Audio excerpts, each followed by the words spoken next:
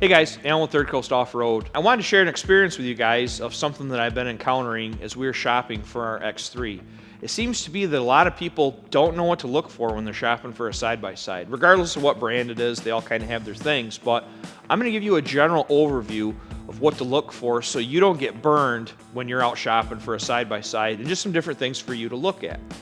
So as a general rule of thumb, when these things have around 2,500 to 3,000 miles, they're kind of an equivalent to like a 100,000 mile car. So you have to look for the same type of stuff you'd look at on a 100,000 mile car. When they get over 5,000 miles, it's like a 200,000 mile car. There's even more issues and more wear things that you need to look for. So I'm going to run you through on our new X3, or our new to us X3, and kind of show you an overview of what you need to look for when you're shopping for a used machine so you don't get burned. Let's go. All right, so the first thing I'll do is grab a hold of the tire and I will push it in and out. And what I'm doing is I'm checking the ball joints and I'm checking the control arms to see if there's wear in the bushings or if it's loose. I will also check and look and see if there is wear in the bearing. So you'll look at the different things and whatever's moving is loose. This should be all tight. So if you have something that's loose, it needs maintenance and or repair. After I've done the up and down checking, then I will come over here and I will do side by side. Now if you look inside, you can see the rack on this actually is a little bit loose. So we have some work to do on the rack on this guy. The other thing to be looking for is if things are symmetrical. If one side the components are pushed or in a different spot than the others, it's an indication that something might be bent. You're going to want to look at the frame tubes and look for cracked paint. Look and see if they've painted something, and look for weld marks that aren't factory looking. So that would be an indication of one that's been a front hit, or that they've made some sort of repairs on it and it needs to have further attention. I had one that I went and looked at that was clearly a salvage unit. The frame was twisted on it. It was a mess. It made a left-hand turn as soon as you start driving with it. It was garbage. I told the guy I wouldn't pay him $5,000 for it. It was just a mess. So unfortunately, somebody bought it. Somebody's got an absolute mess on their hands that they're gonna have to put a fortune into. So when you get to the rear end, we're gonna do the same thing.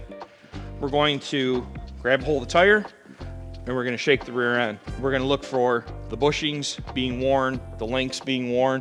This one has a couple links that are loose on it, which we're gonna do aftermarket suspension on this guy anyways. So it really didn't matter that much to me in the scheme of things. We'll also grab the sway bar and we'll pull on the sway bar and check it. The sway bar on this unit is loose, so we got to do something with the links for this as well to tighten it up. This had an issue with the suspension on this side not being symmetrical to the other side. It's got some sort of an issue in the arms.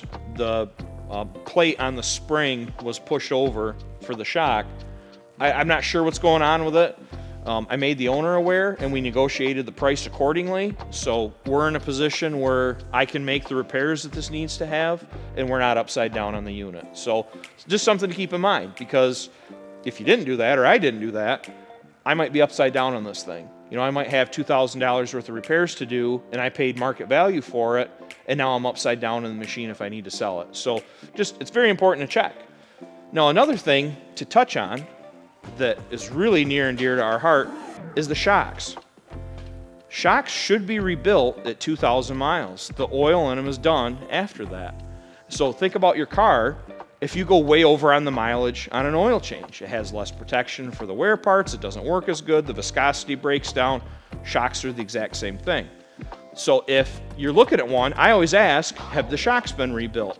And 9 times out of 10, the answer is no, we haven't touched them. Well, that's a problem. You need to rebuild them at 2,000 miles. And if you're looking at something that's got 4,000 miles on it, there's a possibility that it's got hard parts inside the shock that are worn out. And the rebuild isn't just going to be fluid and nitrogen, it's going to be a whole lot more money. So another thing to look for. Pay attention for random new parts in the front end, in the back end. It's usually an indication that the thing's had a collision or it's had some sort of a problem. Look for that. Look for made in China barcodes and stuff, because usually they're not putting OEM parts on it. They're putting eBay, China freight, specials back on it, and you don't want that stuff on your machine. You want OEM style parts, because the aftermarket stuff is usually junk when it comes to this. So Pay attention for that. Pay attention for, the nature of the stone chips on the bumper and on the control arms to see if there's indications that they've hit something that's a lot bigger, because that might be a key point to hone in on, that there might be further damage that they didn't even know was there. We have a customer unit in the shop that one of his kids' friends smoked a stump, a rock, something, and it bent the control arm. Well, they didn't even know the rest of the front end was also bent, and it ended up having a lot more issues that they didn't even know was there, that they weren't aware of until we pointed it out, and they're like, uh-oh, this is a problem. So again, trying to help you so that you don't get pinched up with a machine that needs a lot more work than maybe what you're committed to. Another thing that we look for, or I ask, is, does it have a tune? Has it had any clutch work done to it? I personally do not like stuff that's not stock. A lot of places don't do the tuning right, the clutching isn't set up right. There's a lot of manufacturers' tunes that are not good, and I'm not gonna throw anybody under the bus, but I can promise you there's some big name brands that I would not want their stuff on my machine or in the PCM controlling the engine. So take that any way you'd like. But there are wear components in the clutch, in the back. You need to make sure that they've been serviced. Again, 1,000, 2,000 miles, the wear parts in the clutch are due. If they haven't done any of that stuff, those wear parts can actually be worn away, and it damages the clutches to where you got to buy a new secondary, or in some cases a new primary. So these are all good questions to be asking. The Can-Ams have a plastic clutch housing cover. If they've blown a belt, it typically destroys that cover. You want to make sure that the clutch housing is sealed up if you're doing off-road action where there's a lot of water, mud, just to keep the garbage out of the clutches. The sand dune guys don't really care because they usually pull that cover off and just leave them out in the open. That's fine in that scenario, but if you're doing the other kind of riding, it's a problem. So you need to be paying attention and looking for that. Obviously, you're going to ask about, how old is the air filter on it? How much has that been changed? What you're trying to do is paint a picture of, is this been taken care of? If they haven't done any maintenance to this thing, they've probably just beat it, and it's going to have more stuff wrong. The last major area that we'll touch on is the U-joints and that center support bearing that a lot of these have. 9 times out of 10, they've never been greased, and they are whooped. And that just seems to be without exception. It's just, I don't know if people aren't aware of it, what the deal is, but they're usually bad and they need to be serviced. So you're looking for a machine that's had all that stuff done. If you've got somebody that's taking care of all of those things, they're on top of it, you can feel good about buying it. If they put the money into taking care of it, they probably didn't abuse it, and they probably ran good fuel in it, and it's probably had a good life. So these are all little breadcrumbs to help lead you to a good purchase, because there's plenty of them out there that are garbage.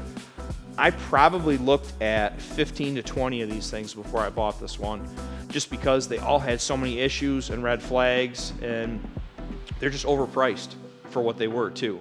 So we were really, really happy with this. We ended up making a great deal on it, and we had a good transaction with the guy. So it was awesome, and now he's a fan of us, so we appreciate that as well. So another area that I promised the original owner of this guy that I'd be as nice as I could be on is the aftermarket accessories. Some people aren't familiar with installing stuff like this, and so the install isn't completely desirable. And so you need to pay attention for these things, because they might also be potential issues. If you have wires that are rubbed through, shorting out, that can cause a whole host of issues with how the machine runs, electronic issues, so on and so forth. So you need to pay attention to some of that stuff, because you might not like what you find. So we're going to be taking everything off of this and starting with a clean slate. So even as thorough as I was at checking this guy out, I just noticed something as we were doing a walk around doing the video on this. So there's a little bit of a hickey here in the door. I knew that because the owner said he'd had it rolled up on its side. It didn't do a lot of damage, but there's this. But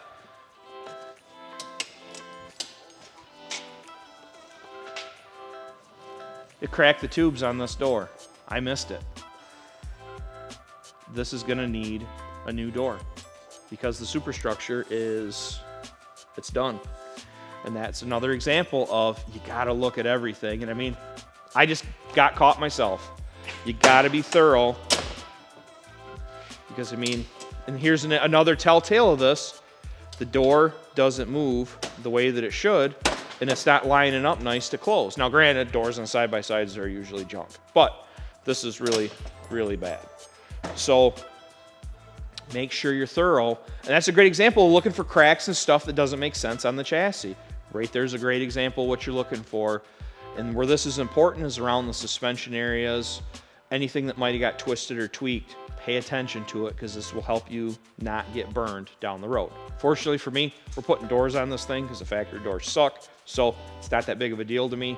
But for some of you, this might be a serious problem. So keep that in mind. So when you're on the inside of one of these, you're gonna wanna turn everything on, make sure that the cluster works, there's no check engine lights, check all the switches, make sure the stuff works. All right, here's another one. I did not check the winch. The winch does not work. That's on me.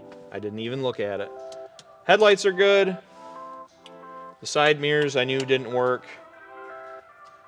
Check the four-wheel drive.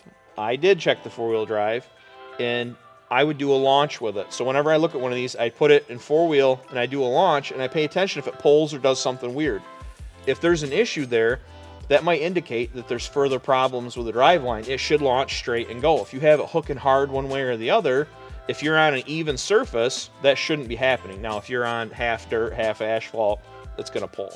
But if you're on the same surface, it should shoot straight. And if it's not, you've got other issues going on that you need to look into to address. Obviously, you wanna go for a test drive. Start out in two-wheel drive, make sure it drives nice, accelerate, decelerate, listen for noises in the clutches, then put it in four-wheel drive, get on a loose surface so you can verify the front wheels are actually doing something. And then do a launch with it. You don't need to go 100 with it. You don't need to give it all it's got, but it is good to get it warm and just to evaluate things and look for any problems. Check the engine oil. And then, lastly, ask them if they've serviced the diff, if they serviced the trans, what fluids have been changed, and at what intervals were they done at. Again, if they took care of the machine, it's going to be a lot better for you long term. If it's never been serviced and it's got 3,000 miles on it, you might have a problem. So things to keep in mind. So if you have any other questions on this, drop a comment below, or you can shoot us a message if you got a question on something, and we'll do our best to get you taken care of. Or if you think this is kind of beyond you to be able to do, we charge a flat fee for checking out a side-by-side for purchase. Bring it in, we'll run through everything, we'll show you what we found, and then you can make an informed decision on your purchase.